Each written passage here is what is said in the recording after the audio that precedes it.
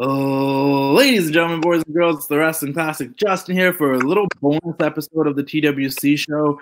It's something I really wanted to do because we had a very unique and interesting Wrestlemania this past weekend. The Wrestlemania was too big for one day that it was separated on Saturday and Sunday with some very creative, unique matches, and one that we're really going to be specifically talking about today is the Firefly Funhouse. But before we get there, I want you guys to all meet Mr. King Koley himself. Give him an introduction. Let him know who you are. Hey, what's up, y'all? Everybody, talk to me, baby. King Koley right here. You know what I'm saying? You can follow me on Instagram. You know what I'm saying? Just a big wrestling mark, big fan. Love the show. Love Wrestling Classic. You know what I'm saying? Love everything. You are like a weekly listener of the show, and you always show love. You're always sharing that you listen to it. And that's one of the reasons I was like, man, if I'm going to do this, and Devin's a little busy, and I was going to do it alone, but I'm like, I like talking to somebody when I do this stuff. I was like, oh, why don't we just get Koley on it? We've live streamed a couple of times, and like, it's good stuff. Like, you know what we're talking about. You're always supporting, so why not, man? Yeah, why not? Why not? Yeah, good. Put me on here and give me some fans. you're more well dressed than I am in your chalk line. I'm just wearing a Wrestling Classic hoodie, but I need one of those too. TWCshop.com. Cheap plug, man. TWCshop.com. I really want to talk about the Firefly Funhouse. I didn't want to make this too long. I just, being the Wrestling Classic, like I live streamed a bit through WrestleMania, talking to people during the show. I also made posts afterwards, and there was a lot of differing opinions about that Firefly Funhouse match. How did you feel about it? Yeah, I loved it. I loved it because it was very different. It was unique. It was creative. It had my attention from start to beginning. I was in the beginning, like, what's going on? Because I thought it was just going to be some crazy match inside the house, but it blew my mind. Like I said, I was incredible. Like, it was incredibly unique. I'm 100% with you because I was so confused at the beginning. Like, oh, because I after seeing the Boneyard match, which was its own great thing in its own right, I was like, oh, so they're gonna get really creative with the Firefly Funhouse match too. But then Cena was making his regular entrance in the Performance Center, and I was like, oh, maybe it's not a special like cinematic thing like the Boneyard match. But then when he showed up in the house, I'm like, oh, so they're gonna put it within the Funhouse, and then it just took a wild turn, and I went all over the place. Really, really enjoyed it. But I think a lot of people, and I've also been joking around with people. I'm like, oh, like I had a friend that was like, oh, did you enjoy it? And she's like, no, I didn't. Like, it's so weird. I'm like, oh, you're uneducated. You don't get it. But I mean, it takes some deeper thinking. Like, it was one of those things where you had to think deeper about it. Like, Devin every week usually makes fun of me. Like, Justin, you think too deep into things. You're going way too deep, and it's not that deep. And I'm like, no, but the Firefly Funhouse was deep. Like, this was art. And I just want to go on saying, like, I really hope, like, I get that a lot of people were, like, not a lot, because a lot of people really enjoyed it, and the equal amount of people didn't enjoy it, but the people that didn't enjoy it were like, well, like, I was expecting a wrestling match, and, my 8-year-old son was upset because they were expecting a wrestling match, and this isn't wrestling, the WWE is dead in the water, I'm never watching again, like, all of the stuff that WWE gets, I'm canceling my subscription, da-da-da-da-da-da, and I'm sitting there, and I'm like, yo, like, how about we appreciate the fact that, like, one, this WrestleMania will be forgotten for the situation. Like, most of the matches, because there was no audience and it was weird kind of to watch it in a small venue like Performance Center. It'll also never be forgotten. There's something that's like, nobody's even going to remember this WrestleMania 5-10 years. But then the WWE's never going to talk about it again. I'm like, dude, yeah, they are. Yeah. This is almost like doing two totally different tragedies in the world. There's situations, but man, they talked about putting on SmackDown after 9/11 till this day because they were the only show that still decided to go on after 9/11 happened. And it's like, they're going to say the same stuff. There's a corona COVID virus 19 going on, a global pandemic, and all the sports shut down, but the WWE still put on WrestleMania. Like, they're not going to not talk about this. Give me a break. Man. Someone starts like, no, they're not even going to talk about it. I'm like, this isn't, Chris Benoit did not die. This is WrestleMania when there's a pandemic going on. Like, nobody killed their family. They're going to talk about this, man. Like, this is a thing that the WWE did that is actually really cool. Like, it is a cool thing that they did. So, like, and I think fans need to appreciate that. And they're like, oh, I bet you every single talent would tell you that would rather wrestle in front of a crowd. Yeah, they would have said they would have rather wrestled in front of a crowd. But should we at least give them some love for putting on a show for us in front of a crowd? Like, That's the only thing that's actually putting out content with them and AEW. But yeah, but no other sporting thing is doing anything, so you should be appreciative If of we this. really want to be empathetic towards the wrestlers, I'm not a wrestler, don't get me wrong, but we should also think of the fact that wrestling is really strongly based off working off the crowd. The crowd's getting that adrenaline from the crowd, getting riled. You know, you can't do the three-armed Hogan drop. You know, Yeah, exactly. Unless the crowd's been hype Hogan up, you know what I mean? There's layers to the stuff. You know, the chopping people is a lot more funner when you're getting woos, but yeah, of course. So when people are like, oh, even the wrestlers, if you ask them, they'd say they want to wrestle in front of the crowd too. Of course they would, but like, let's be happy for them that they did this for us. Like, literally, like I love that one, like that 5-second clip, and I don't want to talk too much about WrestleMania though. Just I want to talk about the one match, but that little clip of Drew McIntyre winning. And looking into the camera and reaching his hand out and thanking us because like he knew that's where his audience was. Like, I was like, dude, feel for this guy. We are exactly. We are your moment's happening. We're celebrating at home, man. Don't worry. Like, he the one that should be complaining. Everybody. And he was still like, you know what? I get it. Like, you guys out there, I feel you. Like, thank you. And I'm like, no, thank you, man. Then they scared the crap out of us, thinking the Big Show's gonna win the belt. But hey, I got scared. I was like, they're trying to plug his Netflix series. And the thing is, like, I am a Big Show fan. I think Big Show's a super, like, he's just a cool dude, man. I was like, man, I'm down for Big Show to win, but not like this, man. Don't do WrestleMania 9 all over again. I thought that was gonna happen. I was scared. Well, visible Money in the Bank briefcase with this guy have. What's going on here? The Firefly Funhouse match. Like, back to the whole situation. Like that match. If this happened at a WrestleMania where there was an audience and it did take place in the Raymond James Stadium or whatever it's called, like, then I think there's a lot more to complain about, you know, because people are like, oh, we thought we were going to get a match and we paid tickets for this show and we had to watch it from the monitor, the big screen, like, you know, then there's something to complain about. And that comes back to the point of under any other situation, any other circumstances, this would not have worked at a WrestleMania. But because this WrestleMania had no fans and they had to work on the fly and get creative, at least they took the opportunity to get creative, to actually get creative, and gave us a Boneyard match and gave us a Firefly Funhouse match, segment, I'll call it, to showcase and tell a story differently in a creative way that they wouldn't be able to do if it was a regular WrestleMania. Yeah. And they'll probably never be able to get to do it again. They might do it on a random pay-per-view, but let's be honest. I was saying this yesterday on the Hashtag Show. Majority of wrestling fans, if you ask them what their favorite matches are, I can promise you if you ask them the top 5, at least 3 out of 5 of them will be from WrestleMania because that's what fans remember. The WrestleMania matches. Above time matches, above Survivor Series matches, Royal Rumble matches. People remember what matches happened in WrestleMania. And people want to say, nobody's going to remember this WrestleMania. I'm sick of hearing that. I promise you, if they remember anything from the don't wrong, Drew and Brock was cool. Drew's moment was cool. Charlotte and Rhea put on a hell of a match. The triple threat ladder match was dope. Edge and Orton put on a dramatic brawl that I think went a little long, but it was still really good. But at the end of the day, people are gonna remember the Boneyard match, and people are gonna remember the Firefly Funhouse. Yeah, of course. If anything, they're gonna remember those two. But yeah, like I said, I was a big fan of Randy Orton and Edge killing each other. Yeah, no, same here. There was just a little bit. We're not getting into the weeds with that, but there was a little bit too much of like, I'm gonna take your head and body and bang it into this. I'm gonna take your head and body. We got a tour of the Performance Center. It was cool. A couple of cool spots in the middle, but the beginning was really good and the end was really good. But back to the Firefly Funhouse match. I want to break it down. I'm going to give my theory, then I want to read a couple of other theories that people had that I thought were really cool. There was so much to unpack in them, though. The first thing I want to say, though, is I want to say this one quote that was in the match. It was a quote from a John Cena promo on SmackDown about a week or two before. And I think when you hear this quote, it ties in literally everything that segment was. And there was so much in that segment. I'm almost guaranteed I'm going to miss some of the references and stuff. And if I do, you might remember stuff I don't remember. What we should have done was probably watched it right before we jumped on here. Yeah, we should have.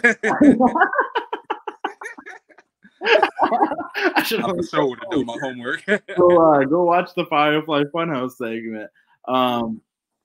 But basically, the quote I want you to remember is, John Cena said on SmackDown when he was cutting a promo on Bray Wyatt, The Fiend, he said, what he was going to accomplish at this WrestleMania was ending the existence of the most overhyped, overvalued, overprivileged WWE superstar in existence. Because at the very end, that's the last quote you heard when The Fiend was taking out John Cena, and then the irony kicked in. That's how a lot of us feel about John Cena. He's the most overhyped, overvalued, overprivileged WWE superstar in existence. And that alone, for me, when that, and the one thing I will agree with the wrestling fans, if you don't consider this a match, I'm 100% with you. It really wasn't a match. It was a segment. It was a cinematic extended segment. There were a few comments on my page where people were like, well, I thought that was all going to happen and then it was going to lead into a match. I almost thought that too. But then we got to say this and it was over, and I'm like, oh, I was okay with it when it ended. Because I'm like, dude, this was a better story than they could have told in the ring. Whether they had a 20, 30 minutes. I'm like, they probably could have told an amazing story in the ring. Don't get me wrong. I will say the opposite about the Boneyard match. I was like, if that actually was a match, I don't think it would have been as good as that Boneyard match, because exactly. You can tell in the Boneyard match with Taker's mobility, like, he's slowed down, man. He's a little bit older. He's old. He gotta hang him up. He's not moving as fast as he probably could have. And mostly with a guy like AJ Styles, like, it would have been a good match, but it wouldn't have been as great as that Boneyard match. I stick by that. I truly believe that.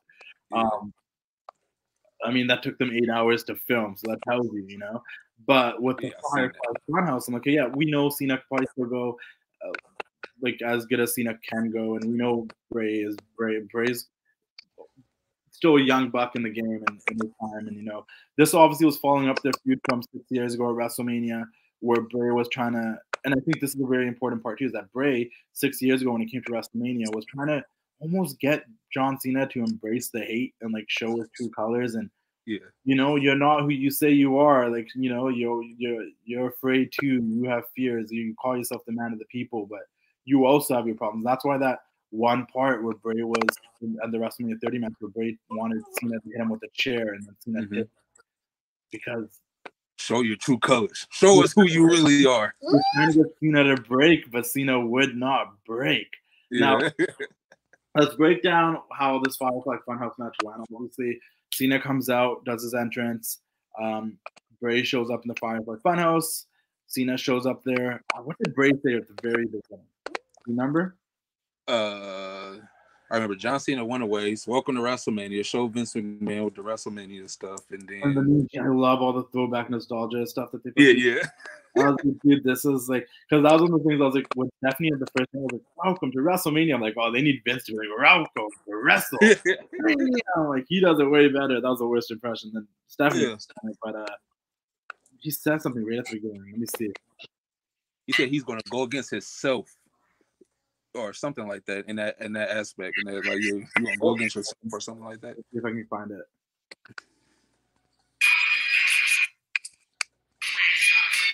Sorry, guys.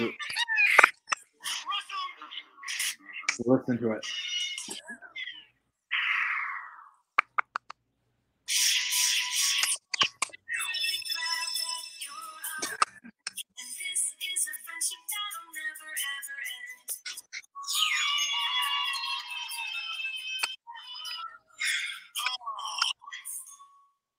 There's another world that exists beyond our realm of comprehension. A world where our darkest urges are no longer kept secret. A world where gods, monsters, angels, and demons are neighbors.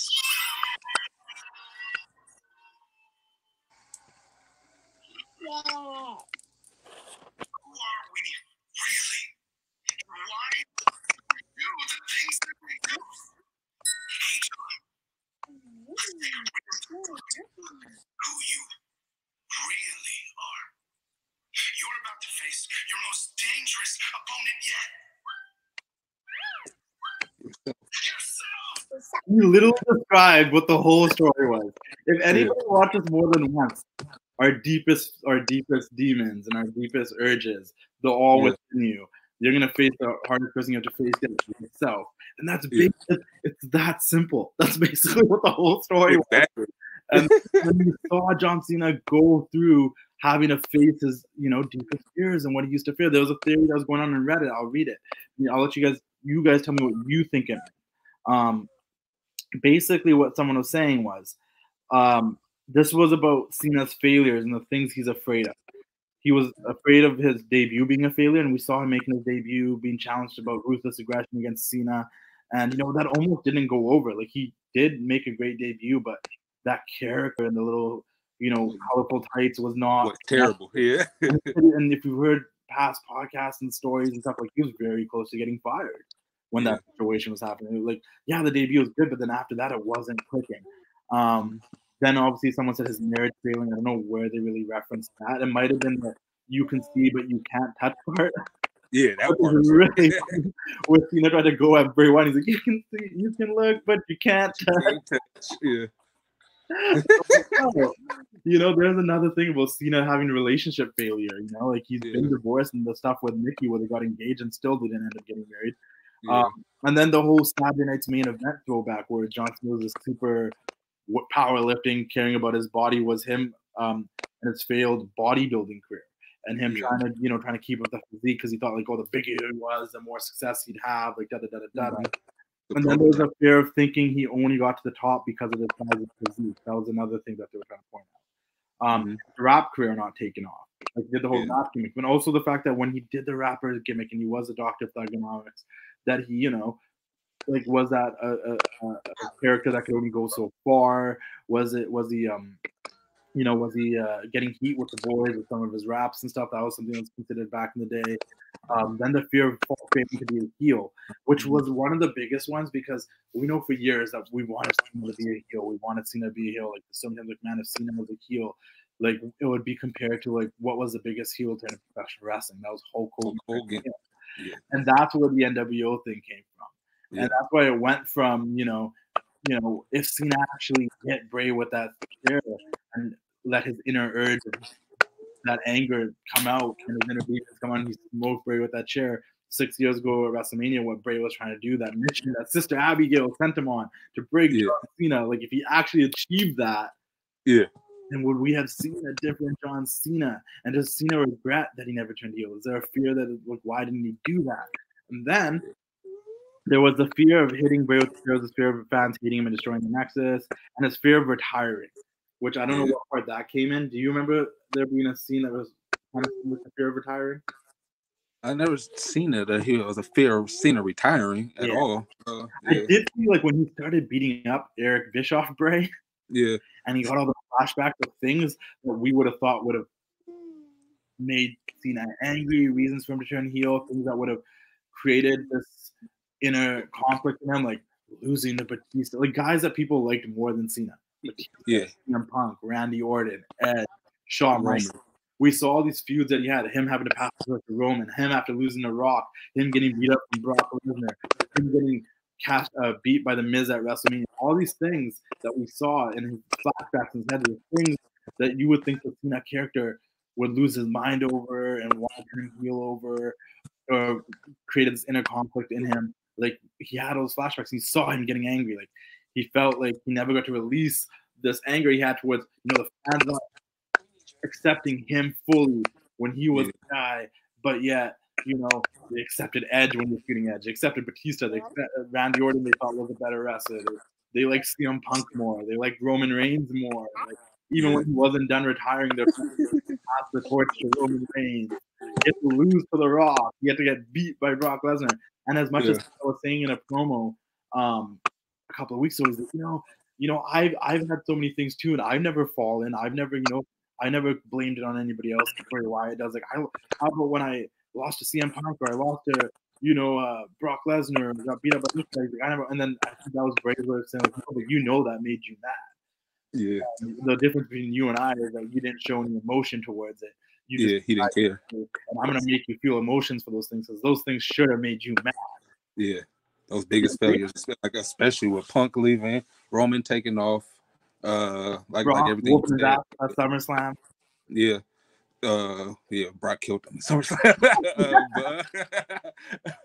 But yeah, those are all his biggest failures. He swept him under the rug. He never let it affect him. He kept moving and pushing forward. So yeah, I agree with that. In a way where you never, because the thing what Bray was trying to say is, like, yeah, you did do that. You did just keep pushing forward. You did just trucking through and redeemed yourself, but you never went through the emotions you were supposed to feel about those things.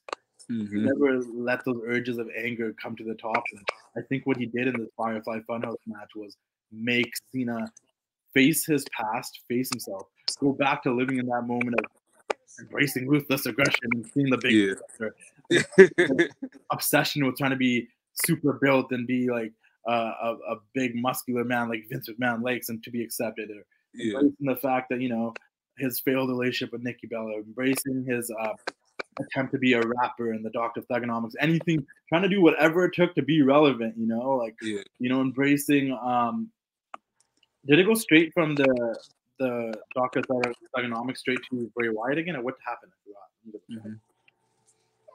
I also loved the Macho Mark and Vince McMahon on commentary. I thought that was... I love that. And then stole Dean Ambrose line. Such good shit. I was like, after the NWO thing, out of all things, too. But man, I actually got hyped because as one of those people, like, I wasn't a big John Cena fan growing up. I wasn't like pro Cena. So like, I actually was that guy that was rooting for Edge, rooting for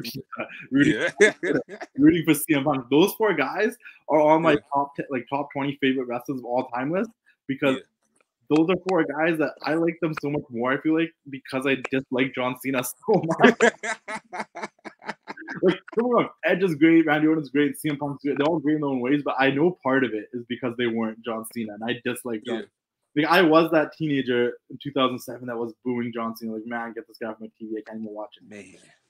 But as I got older, like 2013-ish, when he started doing the stuff with, you know, Punk and like working with Bryan and stuff and AJ Styles and Kevin Owens, I actually started really respecting Cena. And, you know, just getting older, more mature as it is anyways, I started to embrace the fact that, you know what, this guy is really good. We should appreciate him. I wish they didn't push him as hard as they did when they initially did, but they calmed down on it. And as soon as they calmed down on pushing him, and he wasn't in the title picture 24/7, I didn't mind him. You know what I mean? Like, start doing a U.S. Open challenge, and he started being the main. Like the entire time? Huh? Were you a Cena fan the entire time? Yes, I was. I get a lot of stuff for it. No, that's cool, man. If you like Cena, you like Cena. I was just... I loved him. Like I said, like, I call him Big Match John. I argue with all my friends about it all the time. I see that spinner belt. I got CM Punk autograph on it, but I got it because of John Cena. Yeah, see, I was never a part of the C Nation, man. I was never part of the Chain Gang. Oh, no. That's a lie. I was a part of the Chain Gang. I was down with Dr. Thugonomics. I was down when he won the belt in 2005 from JBL. Like, I was with it. I loved it when he introduced the new theme. I still love his theme song. Like, I love the trumpets and the you know, I love it.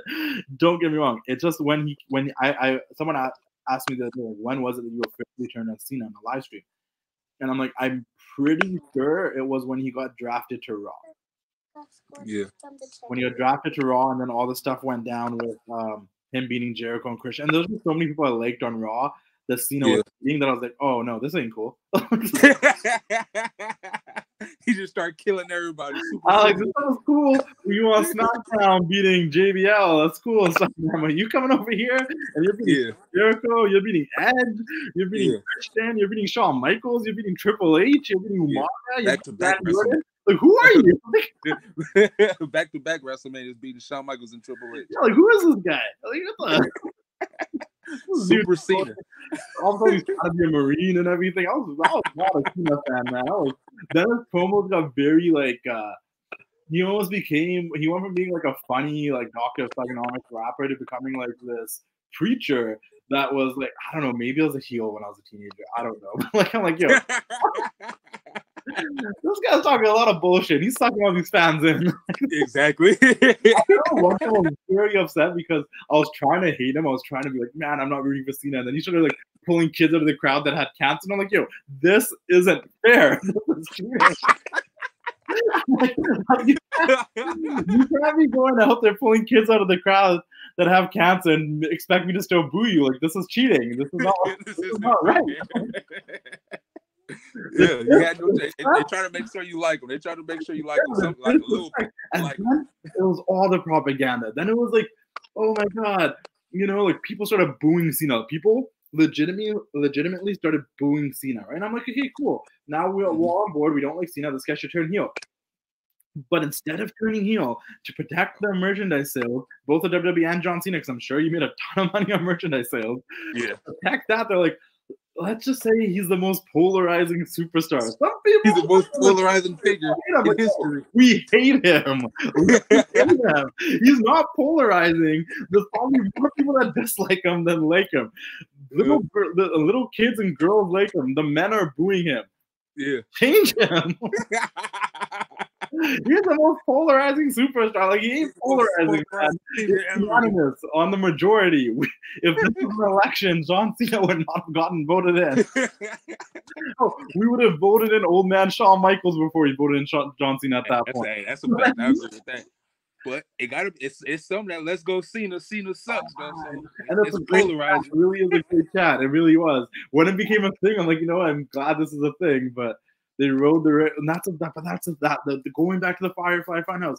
That's a story about John Cena. They just always rode the wave. They never changed it. They never set off course. They don't let. It was very rare to see Cena get angry. I don't remember the last time we saw Cena snap. Dude, he lost The Rock. He sat there. He accepted it. He lost Roman Reigns. He raised his arm. He accepted it. He lost to CM Punk.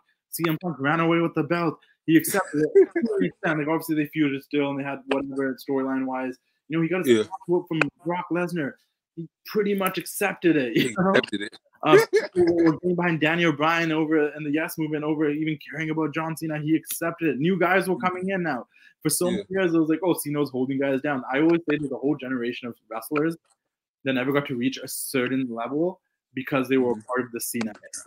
And I'm talking about the Carlitos, the Chris Masters, the Dolph Ziggler's, a lot of people. It was a lot of people. The Cesaros, the Sheamuses. Like, don't know, a lot of these guys have gotten victories over John Cena, but they were never allowed to reach like that top dog.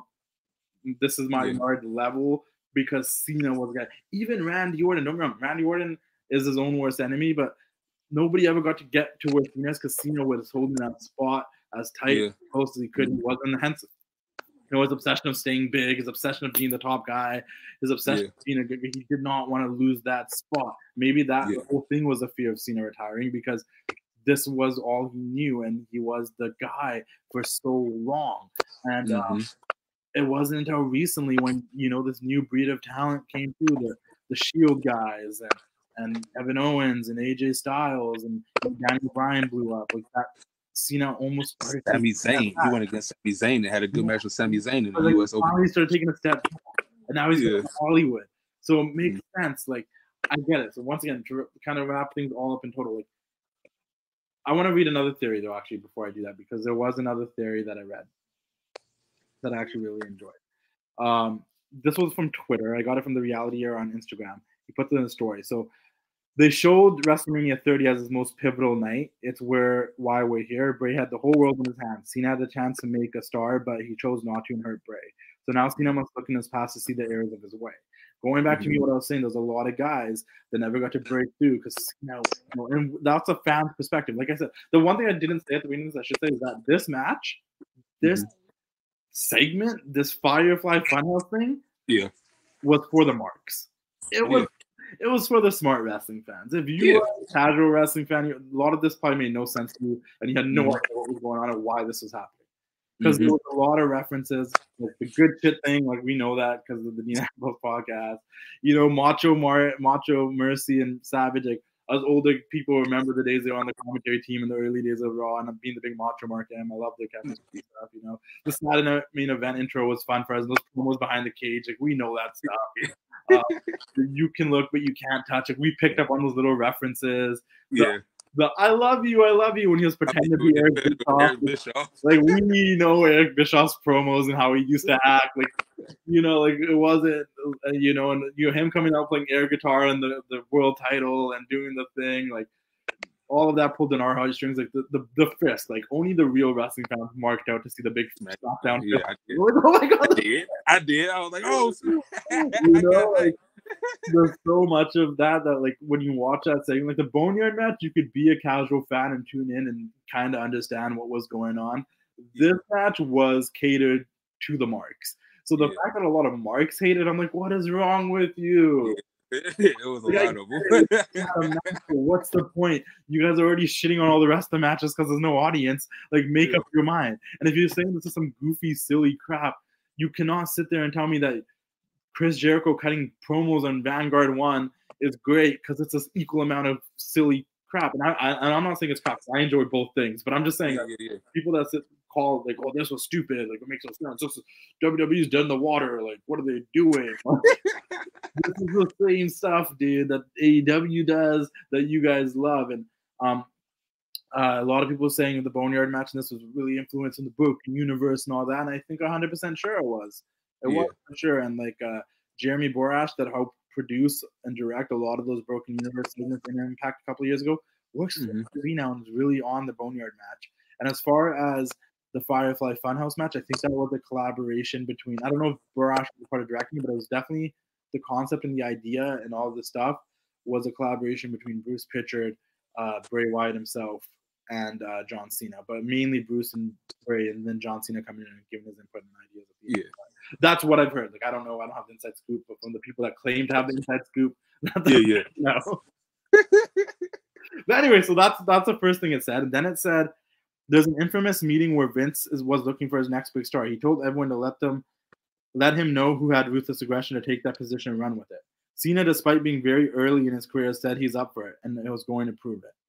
Cena's debut was memorable. You can only imagine what would have happened if he ever got that one moment to shine.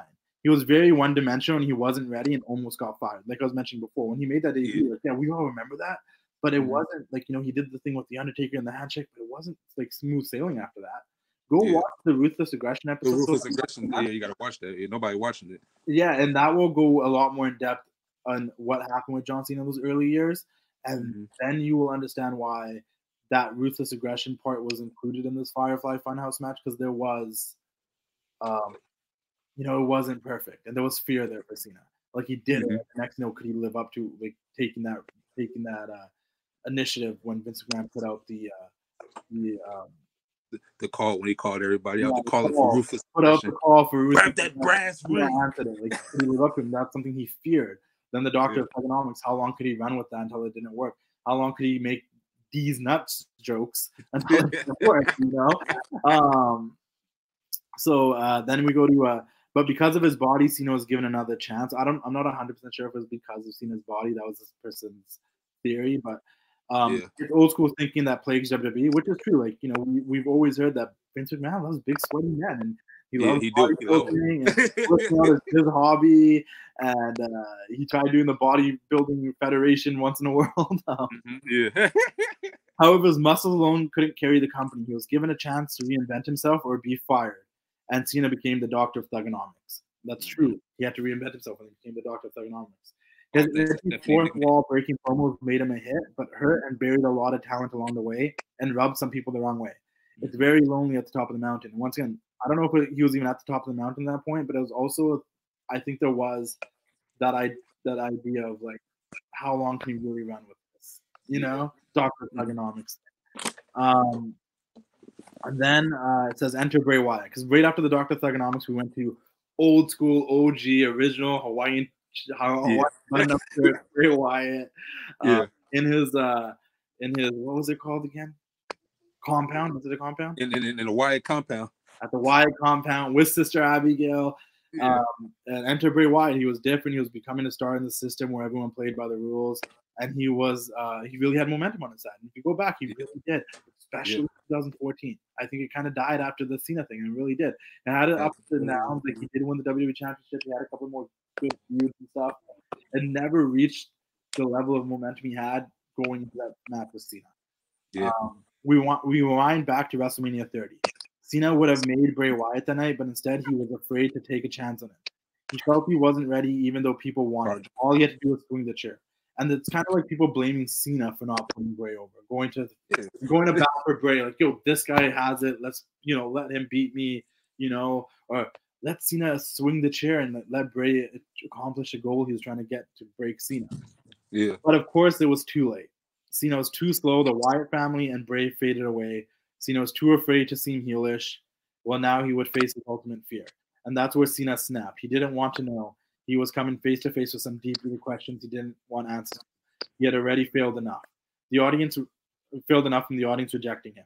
Randy Orton, his rival, was a better wrestler. CM Punk becoming the bigger star.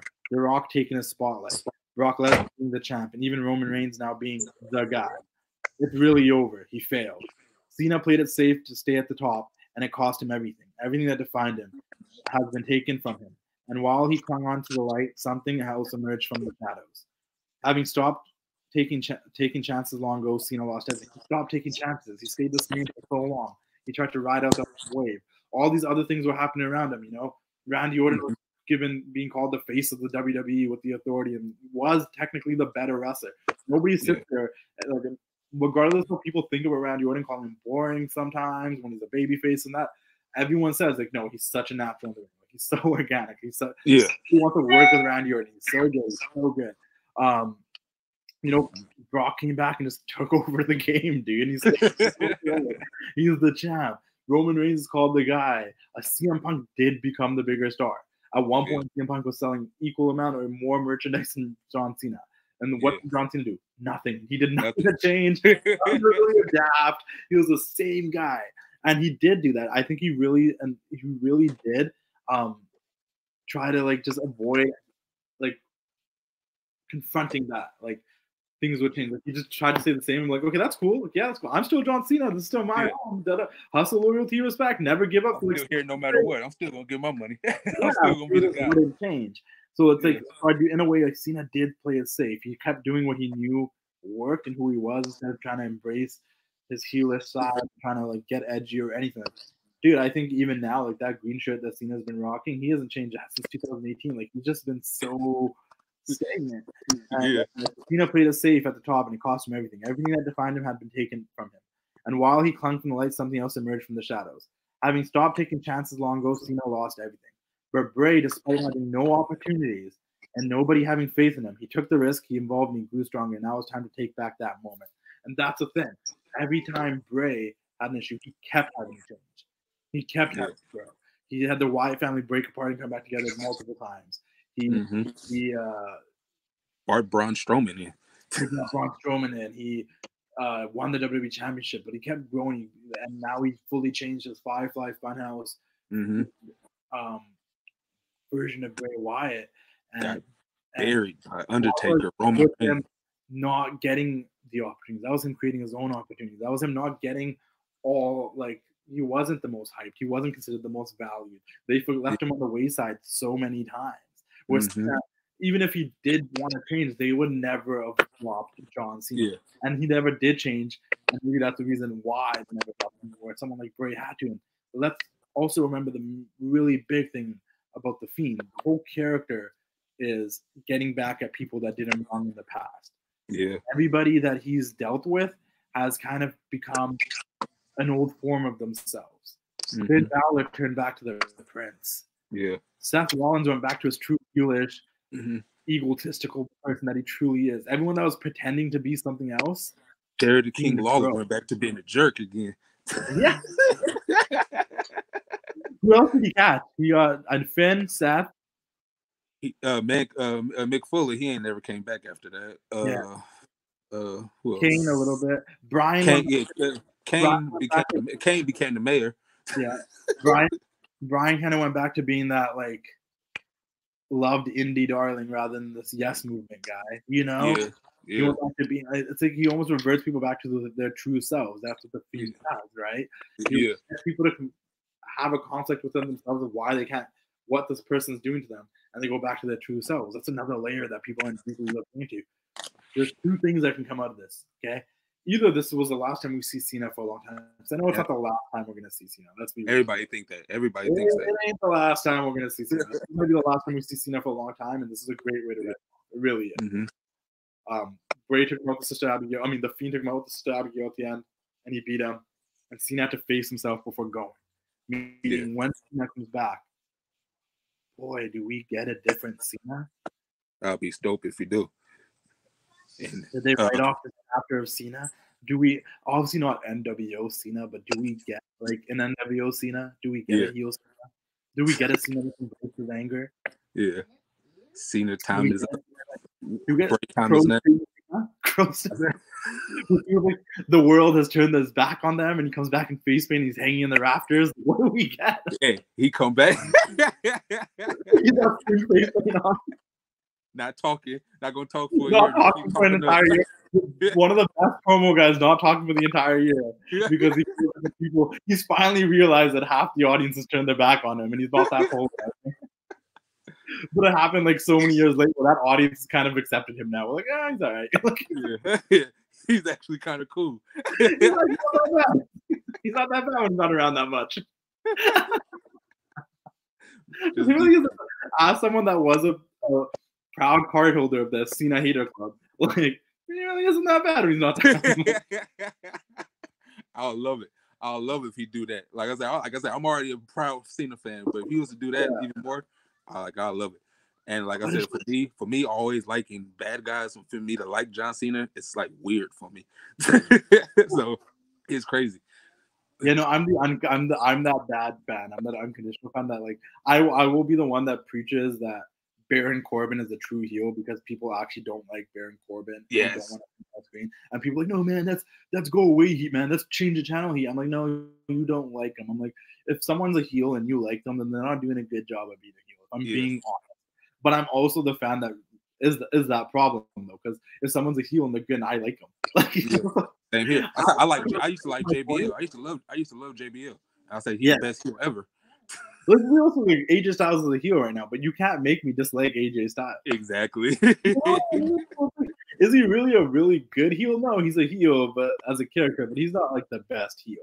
Because I still like AJ Styles. Yeah, I still like AJ Styles. I'm still gonna like Seth Rollins. Kevin Owens is a heel. I'm gonna like Kevin Owens. Yeah. But Baron Corbin's a heel. I really don't like this guy. I'm like, that's what makes him the best heel. That's what makes him. I really dislike that guy. He's on the screen like, well, not this guy again. But I'm like, oh, that's how I'm supposed to feel about the bad guy. Yeah. When everyone hated Jinder, I'm like, no, guys, you are so like, I'm happy. Good. Yeah. Tell him he sucks because that's I love Jinder Mahal when his title run. I think he had the best. I love him too, but like the people that did dislike him, like, oh, can't wait till he loses a championship. Yeah, if a heel's a champion, that's what you should want. You can't how they lose it. That's the whole point. And you tune into every championship match being like, oh, this is the night he loses it. Oh crap. Oh, this is the night he loses it. Oh crap. If you're sitting around the heel defends the title and you want him to lose it and he wins it still, and you're like, oh, that's still cool though. I'm happy either way. Not the best heel.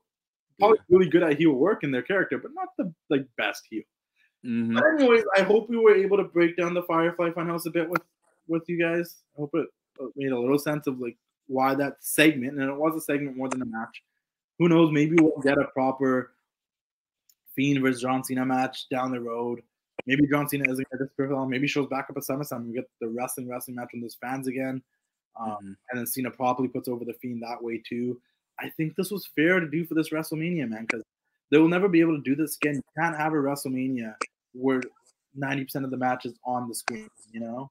Like 99% of the match. The only thing that happened was John Cena's entrance. Like, and also you wouldn't be able to do all that magical stuff where John Cena all of a sudden show up in the Firefly Fun. It would be too corny. They turn the lights off and the lights come back on and Cena's not there and then he's on the screen. Like, it wouldn't work the same way it did as everybody's sitting at home watching this from home. So let's just make it. Yeah. They did what needed to be done with this. Yeah, no, they won't get this opportunity ever again. You know what I mean? Exactly. Take it and love it. You know what I'm saying? Like, they need to relax. About it now. Imagine there was, I don't know, 70,000 people in the crowd or whatever, and they're like, yo, we didn't even get to see the Fiend make his entrance. Everything was on the screen. Then they really would have been pissed off. So, damned if they do, damned if they don't in this situation. Yeah, so like, just let them do what they did, man. I think it worked out great. I'm going to review the rest of WrestleMania and everything that happened with Devin later this week for the TWC show, the actual episode. This was just a little thing I wanted to do to explain the Firefly Funhouse and give some of the other theories. My theory, like, I honestly just thought it was John Cena having to face his past and face everything that, you know, wasn't sure for him. All the trials and tribulations of the John Cena career. Like, what I do believe what we saw was, or what has happened is, like, over the years we saw John Cena just be John Cena. For years, and he's been like the same character. And I've said this for every, it's the same promos, where first he tries to be funny, then he goes in super serious mode, then he goes super loud and passionate and draws in. I'm like, it's the same promos a lot of the time. And he's wearing this. I'm like, his character hasn't changed over the years. All that ever changes is his shirts and his headbands and his wristbands. I'm like, he's been the same guy since. Like, I'm like, because some of my favorite wrestlers, right? You look at some of my favorite wrestlers, Macho Man. He was the robe-wearing Macho Man to the Macho King to hats and whatever Macho Man to end up Yeah. Madness to like slick back here in a ponytail, Mr. Madness with the girls. Like he was constantly changing, and I love that. The Undertaker was always constantly changing up until like the last, I think Sure. 4 or 5 years. He was the same for so long. But look, we got American Badass this year. You know what I mean? Like we got some like morphed American Badass. Dead like Roddy Piper was always changing his look and what was going on. Hogan even made that big change to be Hollywood Hogan, and it was so necessary because he got very stagnant, and like the yellow and red got boring, and those fans grew up. Cena never did that. Cena rolled their wave, stayed the same, hoped whoever loved him will continue to love him, whoever hated him, he was never going to turn heel. He was never going to embrace his failures to the extent where they became demons that changed him. He just stayed the same. Just made him face it all, Yeah. Well, somebody told me, we talked about, and like it made an eye opening to me. They said like, the Firefly Funhouse was comparing him to Hulk Hogan, and I was like, that could be true because I don't know how accurate this is. He said that Hulk Hogan's character first failed until they put on the red and yellow on him, and then that's when he blew up. And then he's like, when John Cena became the Dr. Thugonomics, that's when he blew up. And then he ended up having to turn heel, and John Cena never turned heel. And he buried a lot of people like Hogan. Okay, like if we want to talk about the Hogan thing, John Cena is the only person you could really compare him to is Hogan. You can't compare him to Bruno because Bruno came from an era where everyone still thought it was real and is like wrestler, right? You really can't compare him to Austin or The Rock because looking back, I think people need to realize like it's crazy to think, but Austin's run at the top was like total 5 years, maybe. Like 96 he was blowing up, 97 he was finding his groove with his feud with Brent.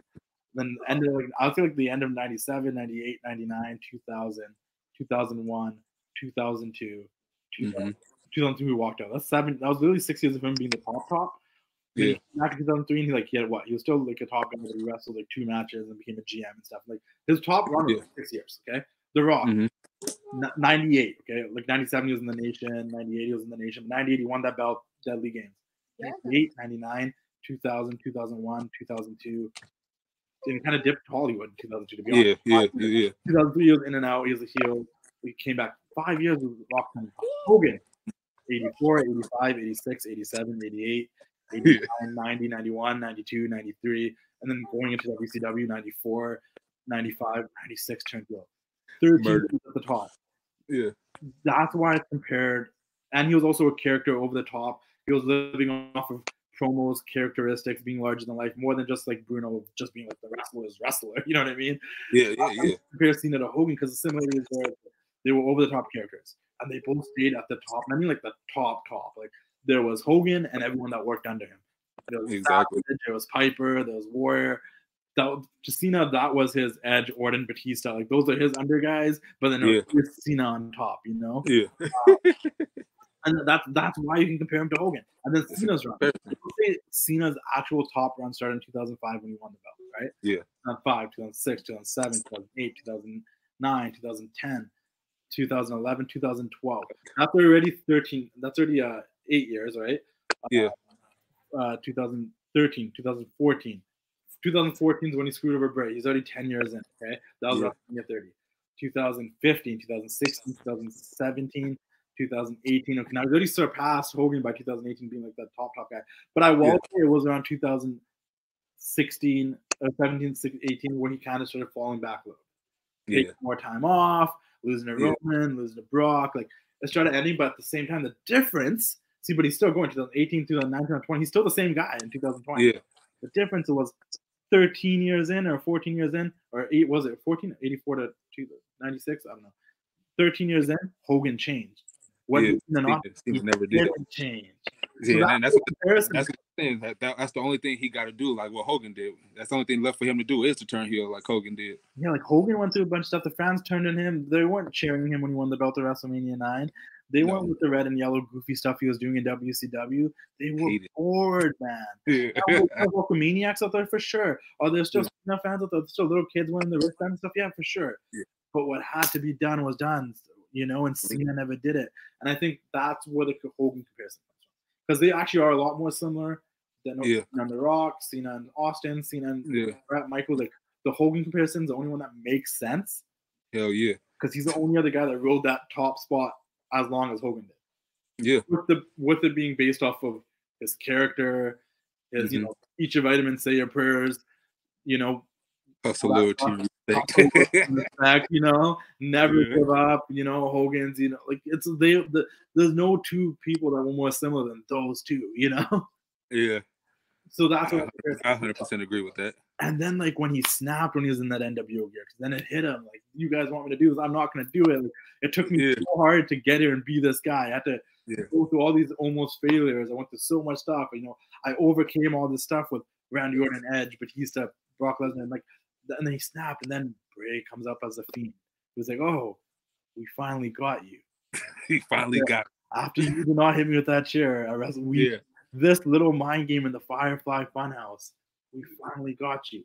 And just to bring things back to full circle, the last voiceover you heard when he was hitting that Sister Abigail was ending the existence of the most overhyped, overvalued, overprivileged WWE superstar in existence. The irony is, I said that was the best part. That was John Cena. Yeah. And that's coming from someone that did dislike him and does like him now, though, but that's true. He is the most overhyped, overvalued, and overprivileged. Yeah. Why? Because he never changed. He rode the wave. Where someone like Bray did not ride that wave. Mm-hmm. Had to fight for it. Yeah. Now he's ending his existence, and that's what people are like. Oh, is this it? The Cena? Yeah. Exactly. That's the part I've been answering this question so much. I'll be like, I don't think so, but if it is, hey, it's hard enough. And we lost Kobe. We have a coronavirus. We lost all sports. Not to take a Cena away from us. Gotta get one more out of him. You're trying to kill us, man. Take us back to 2019. Yeah. Hey, but like I said, The Rock walked away. The Rock walked away without having no farewell fight. So I was gonna say, I don't know. You never know. Like I said, I'll like for it. Before we have one more match. I 100,000% I think that this definitely is not the last time we see John Cena for sure. He'll be back. But my thing is, he, like we were saying maybe 10 minutes ago, like, will he come back different? Yeah, I hope he come back different. Will he just imagine he comes out like not in jean shorts, like just like, he just comes out in like full jeans and a t-shirt, and we're like, what? Come back in all black. Yeah, just a whole different dude, man. Like, yeah. It's like he has a beard. What? Yeah, a beard or something. Yeah, grew a beard. What? Because it's also there is a point to all of this too. Is like, as much as we told the story about John Cena and how he never changed, and how he rolled away, like he kept failing. Like, don't be wrong, he even failed and trying to beat the Undertaker at WrestleMania 34. The dude got squashed. That was one of the clips. Got killed. That was one of the clips in the little flashback clips. It was the Undertaker giving him the tombstone. And like we've seen Cena ride this wave now, but like, what if I mean, like, you can't break John Cena. If this did anything, this shows that you can't break John Cena. Like, even if he were to come back, like, Cena's the man already. He's established. It's a done deal.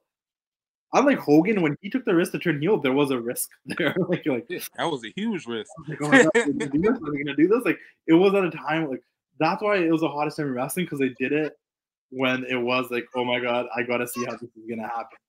Where it was like, if they did it now, it doesn't feel that way, but it doesn't hurt him. It's almost. I love how the story is that Cena played it safe, but it's almost safe for him to do whatever he wants now. Yeah, it is. Yeah, like I said, he could do whatever. He could do anything. Like I said, he could come back as a spokesman. He could come back as Paul Heyman. He could come back as he could come back as anything. He could come back and Drew McIntyre and win his 17th title and be hated by everybody and embrace it, and it wouldn't be horrible. Yeah, it wouldn't. And hey, you know what I was scared of too when they said that Roman was going to back out? I was scared that they was going to have the Fiend beat Goldberg and then get his belt back and then have him go against John Cena and then John Cena win the belt. That was my biggest fear. I honestly, like, it's weird. I don't know if this has anything to do with it. Like, I hope it does, but I do really admire the fact that John Cena is also holding back of winning that 17th title. Maybe in respect to Ric Flair. I don't know. Yeah. I don't feel like he's doing it in respect for Ric Flair. Like, you know what? I don't want to beat his record. I hope he don't. I hope he don't. Like, I don't. be I like them being tied. I'm okay with them being tied. Yeah. I'm cool. Hey, they're both those 16-time world champions. That's dope.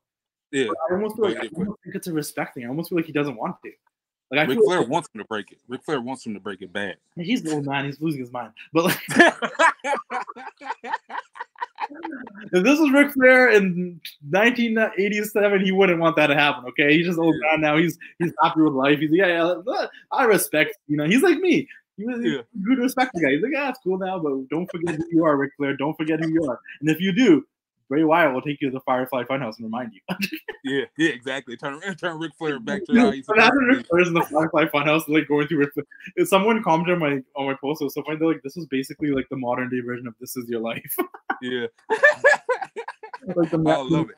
The Mankind Rock segment. He's like, that was like the modern day version of This Is Your Life. John Cena. That would be great. Oh man! And the next thing was Bray's taking more people to the Firefly Fight. The next is Randy Orton. We're going through Randy Orton's career. Now we're gonna go this. Yeah, he turned back to the Legend Killer. Brian sat and asked that. He was like on Twitter. He's like, who do you want to if they ever did another Firefly Funhouse match? Which once again, I think they could do for like a Raw or a SmackDown or a secondary pay-per-view. I don't think they'll ever be able to do it for a Wrestlemania again with live. Yeah. But if they were ever to do it again, now that we know what to expect, like who would you want to see go through that fight? Who would you want to see have to face themselves? Because you got to understand, Bray's in that Firefly Funhouse. Bray is the character he is now because he had to go face his past failures. Yeah. The Fiend is what Bray became because he had to fight with himself and fight his own past failures. That's crazy to think about. That would be crazy, yeah. Because that means anyone that he's taken through there has to face it too. Once again, like we said, Finn had to face it. He went back to NXT. The Prince is back. Seth had to face it. He lost his mind. And now he's a Monday Night Messiah. Well, I say, I'm trying to think of the SmackDown roster. Who can he go against to make? Brian had to face it. Brian came back as a little bit more humbled and calm. Brian again. Cena faced it. We don't know what's gonna happen to Cena. I do think the Fiend. I don't know if he's still around, but this SmackDown that comes on needs to murder Goldberg just to get his payback. Not reason, but if Goldberg's to be written off TV, let the Fiend come out. Yeah, let the Fiend just come out and do it. Just like we can't let Goldberg be the only one that got one up on the Fiend. You got the one up, let the Fiend kill him now. You got the one up, he lost the belt, let the Fiend murder him. And then the Fiend. That's what I was hoping for after the match. It was like, all right, I'll let you win. Just beat up Goldberg after the end of it, but he just disappeared. And I was like, you should just kill him. He gave him the like you coming for him. Yeah, and he disappeared. I'm like, man, beat him up, man. I think this SmackDown, if it's once again, I don't know if they're gonna keep doing shows moving forward or if they should. The word is they are going to. I think they should give together a break. I read that they said they're not stopping. They're gonna keep going. That's why I really wish they just gave him a break. At least some April, May. Like start again in May. I think everyone needs a break. I always say that around after WrestleMania, anyways. I'm like, after WrestleMania, even as fans are drained, we're like, yo, just give us a month to breathe, man. Like, yeah. But even yesterday, I was trying to post the Raw post. I'm like, I'm too tired for this. I don't even want to collect the gifts and find the video wrapped up explaining exactly how I feel. I just don't want to do it. But I just think it was a good way to write off Goldberg. Let the Fiend go at him, and then maybe start the show with Goldberg coming out cutting a promo. Boom, the Fiend takes him out. End the show with the Fiend coming after someone that he created, Braun Strowman. I created you. I brought you here. You know what I mean? Yeah. Then you can still eventually get this title back on the Fiend. Yeah. And then you get your Fiend Roman match at SummerSlam. That would be cool. I'll be okay with it because I hated the Braun Strowman and Roman feud. I hated they feud. We don't see that. But then we've seen a proper Bray Wyatt Braun feud. We saw their interaction that one Survivor Series, if you remember. I loved it. Where Bray's like, I created you, man. I brought you here. Like, don't forget that. Look at my eyes. And it's like, there's a story already built. And the great thing about Bray Wyatt, and the one thing we all need to appreciate about him is that he does keep it real when it comes to continuity to his character and the angles and who he is and what he's done. You know? There's never a loss of, like, even with this Firefly Funhouse, like, he still tied it back, like, no, guys, like, the Fiend is a creation of what happened to that old Bray. Remember that. Mm-hmm. Let's go back to WrestleMania 30. This is, you know? Show all the flashbacks of everybody that he attacked. Like I said, like, I love it. Like I said, I love it. Like, he was had all the momentum in the world. The one thing he wanted to do was break John Cena, and he couldn't do it. And ever since then, he's never been the same. He was never had that same fire or momentum. He even got fooled by Randy Orton. I love how Randy Orton's the one guy you give a pass to. Yeah. The one guy that played him, he's like, you know what, Randy, you are forgiven.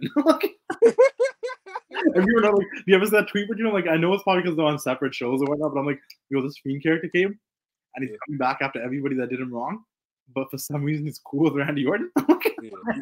You gotta get like, that guy played me, but that was my own fault. But everybody else, it's cool. Yeah, he got one over me. Man. It's cool. You're another compound, but you're forgiven, Mr. Orton. Orton's a different. That's a whole different episode of why Randy Orton is one of the greatest characters in WWE. Yeah. All right, I'm down. I'm down to be on that one with you. Yeah, I'm a huge Randy Orton fan. Been a Randy Orton fan since 2002. But I always say the one thing that I love about Randy Orton is, like, similar to Bray Wyatt, there is this weird. He's one of those characters that's a weird. There is a weird focus on the continuity of his character. Like, he was an arrogant young kid. He was brought into Evolution and still an arrogant young kid. Legend killer. This is that. He got turned on, and honestly, him getting turned on by Evolution is something that scarred him for years after that. Turned him into the Viper. He didn't trust nobody. He was trying to get his own people under him, trying to have a team. Like, he had trust issues with Edge. Like, Edge was the only one that was kind of like his friend, but even then, they had trust issues because, you know, he doesn't trust nobody. Everyone turned their back on him. Yeah, he kind of became the veteran, and then, you know, he did change a little bit. And then he did align himself with Triple H again, but they still had their issues. They always, Randy Orton and Triple H always had their tension. Like, there was so much continuity there. Him and Cena have a love-hate relationship. Like, they don't like respect each other. They tend to do a lot. You know, like even till this day, like, now Randy Orton's the legend. Yeah, and he ain't gonna let nobody mess with him like he messed with people because he knows. Yeah. There's like Randy Orton has depth to him too that continues from who he was at the beginning. Because I hate it when people are somebody at the beginning, there's someone at the end, and there's not really a connection. You know? Yeah. But yeah, man, I hope we were able to break down the Firefly Funhouse for you guys a bit more and make more sense of it. It might have sounded like a bunch of rambling, but put the pieces together and kind of understand what I was saying. I was gonna do this by myself, but I liked having Koley here because I don't know, I find it easier when I'm talking to somebody than just me talking to the camera, like, hey guys. That's hard. That's very hard. And I'm gonna show you guys how to apply this eyeliner.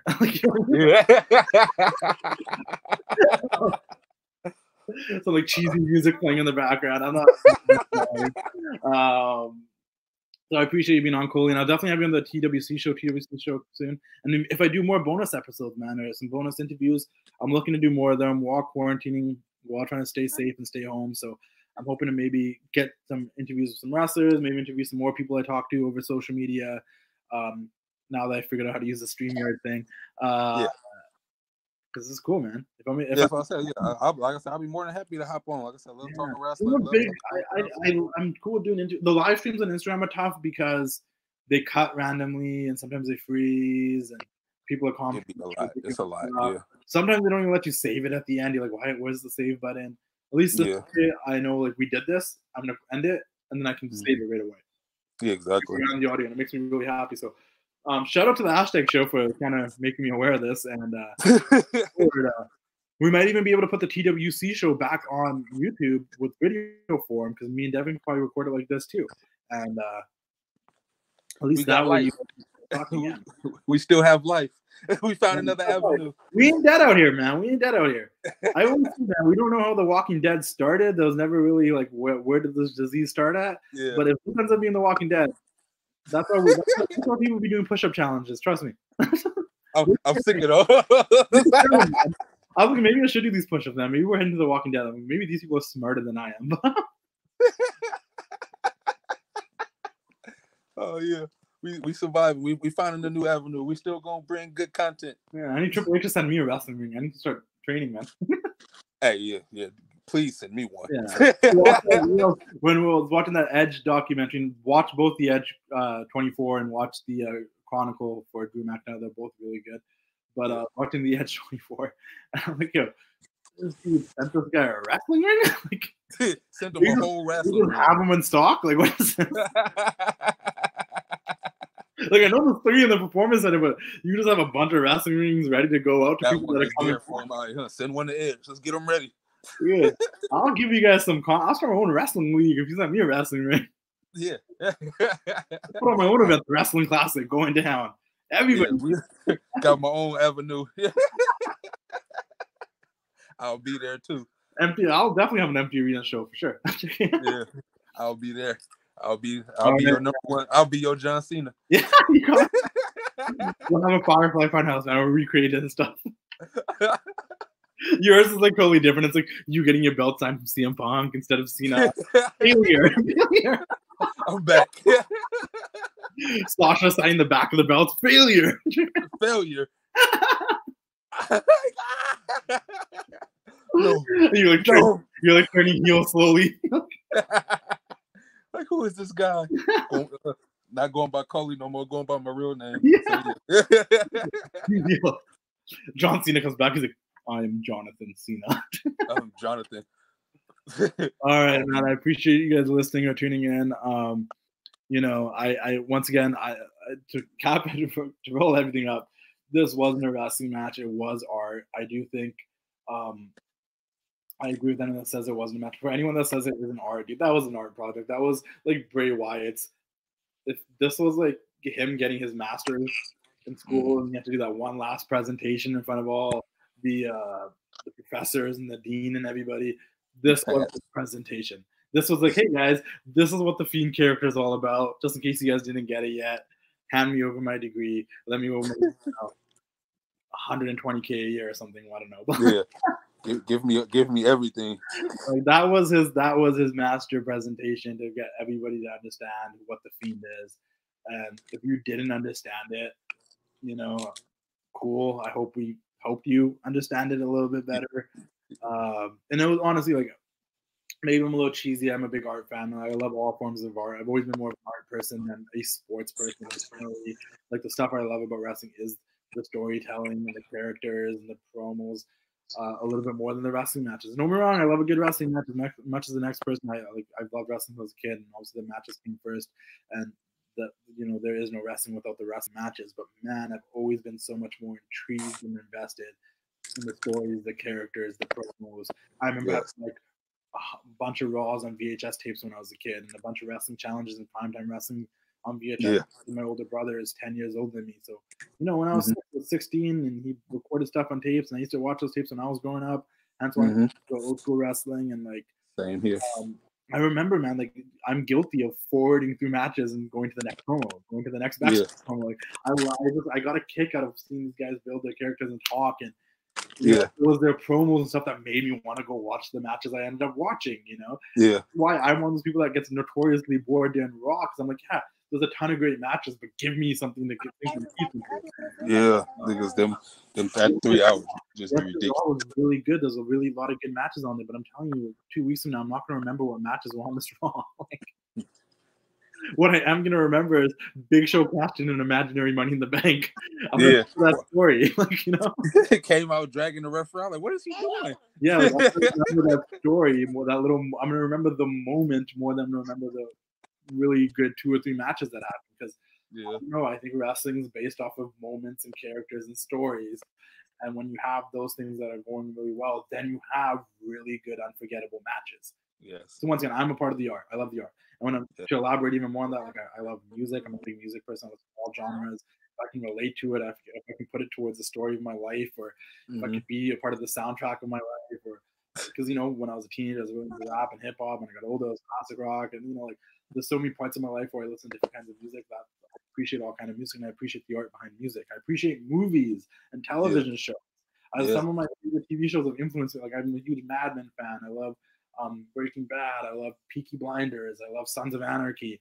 I also love How I Met Your Mother, The Office, and Fresh Prince of Bel-Air, and full. Like, I just, you know what I mean? Like, I love television. I love movies. I love books. I love music. I love wrestling. I love art. So for me to say this was art is coming from someone that values art more than I really care about football or hockey. And I love hockey. I love basketball growing up.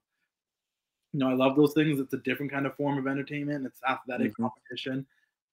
I've never been that guy. I've been the art guy. And I grew out of hockey. I used to love it. I have a whole collection of hockey cards. I grew out of hockey. I have a bunch of hockey jerseys. I grew out of basketball. Like, I kind of grew away from those things, and art's what stuck with me. So coming from me, someone who just told you his obsession with art, It was a masterpiece. The Firefly Funhouse was art, dude. It was not a wrestling match. It wasn't a competitive thing. Sports fans that are wrestling fans, this wasn't for you. Art fans that are wrestling fans, this was for you. And the same thing with the Boneyard match. It was cinematic gold. Was it a low budget looking movie? Sure. Whatever. You can say that, but like, I like some low budget movies, man. It's some of the favorites or underground bad movies that come off like the WWE produced, but that's it's art, man. And they told a story they couldn't tell. Like, I'm go all the way back to the beginning. I do not think that AJ Styles versus The Undertaker would have been as good of a wrestling match as that Boneyard match was. No way. You know, we just witnessed 4 more murders, dude. We witnessed the murder of AJ Styles. I'm pretty sure we witnessed the murder of Luke Gallows because Boy got thrown off the roof and never got seen again. Anderson's still alive because he just got tombstoned on the roof, but Gallows went flying.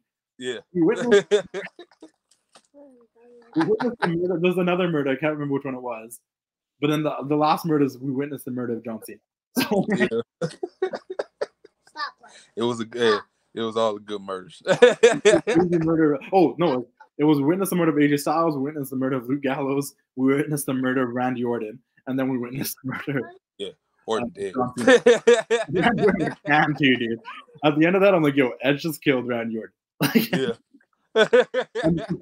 Edge just once again, I'll talk about Wrestlemania with Devin, but dude, Edge's acting abilities since he left and became an actor and come back, like dude looked like he was sad that he was about to do what he was doing to Randy Orton, but he did it. He had tears in his eyes, and it's just like, oh man. He told the ref to shut up, and I was just like, oh yeah, kill him. Anyways, we just dragging this on now. Hope you guys. We could go all night with this, man. Hope you guys enjoy this. I'm gonna put it up right now. It's just gonna be my breakdown of the Firefly Funhouse with King Koley. You will be able to check it out on the Wrestling Classic YouTube channel. So make sure you guys are subscribed if you aren't. I'm gonna try doing more of these, man. Now that I know that I can just have people in, I can save the video and go throw it up on YouTube. Oh my god, content's coming, boy. But also, once again, if you follow the TWC show on Apple Podcasts or Spotify or Podbean or Google Play, I'll be putting the audio up on there right now as well. This will be like a bonus episode, just, breaking down the Firefly Funhouse, and then what was the other thing I was going to say? Yeah, and then our regular episode will come out this Saturday. We'll be recapping WrestleMania. It'll be me and Devin, and that'll be coming on Dash Radio, man, on every Saturday first on Dash Radio at 3 p.m. Pacific time, 6 p.m. Eastern time. Make sure you download the Dash Radio app. It's a ton of free music channels on there with commercial-free music channels. All of your favorite singers and artists, the Dog and Little Wayne, have them all selected the music. There's country music, there's hip-hop, there's rock and roll, there's Punjabi music, there's everything you need on Dash Radio. And they also have a Dash Talk X channel, which is full of radio shows and TWC shows on it. This will be exclusive just for Apple Podcasts and Spotify and stuff, but the regular recap for WrestleMania will be on Dash Radio. And as you guys know, after Saturday, either Sunday or Monday, that episode also releases on all other platforms. So other than that, I just want to give big congratulations to Maestro Classic for 6 years of running their company. So shout out to them really quickly. And shout out to Chalkline because they've been keeping us fresh all the time. And for their older stuff that's on their website, the stuff that's been released for like a few months now or a couple of years now, you can use the promo code TWC20. You'll save 20% on your purchase on some of their swag that's been out for a few months now or a year, and they only have like limited sizes left. You can get a little bit of a discount on that. TWC20 Maestro Classic, you can use TWC Maestro and you can save 25% on your beard care stuff as well. Don't know why I'm plugging this at the end of the show. Make sure you go follow King Koley at King Koley on Instagram. Where else can they find you? Do you have Twitter? Do you have anything else? King Koley on everything. No underscore. This guy, a dedicated wrestling fan, dedicated listener to the show. And that's the thing, man. If you guys are like dedicated listeners to the TWC show and you guys are showing love all the time, like I well notice, I spend 90% of my day on social media. I'm trying to like not look at Instagram for like the next 8 hours, just kind of like switch things up. I'm taking a mental break. WrestleMania was really draining. Mostly because I had to deal with the positive and the negative comments, and I try to be a very positive person. But keep loving the greatest form of art and athleticism. Keep loving professional wrestling. Looking forward to see what happens next chapter of John Cena. and like a lot of you, man, I know a lot of you can agree with me, man. I've had my ups and downs with that guy. You know, NWO Cena got a kick out of me, man. Yeah. That was some good shit. But anyway, talk to you all later. Enjoy the rest of your guys' week. Talk to me, baby. Stay clean. Wash your hands. Do the thing. Just hope, shout out and love and sending good vibes to all your family and friends. I hope you guys all take it easy and stay away from this crazy, crazy time we're living in of COVID-19, coronavirus, the pandemic. See you all around the corner. Ooh, yeah, dig it. Dig it.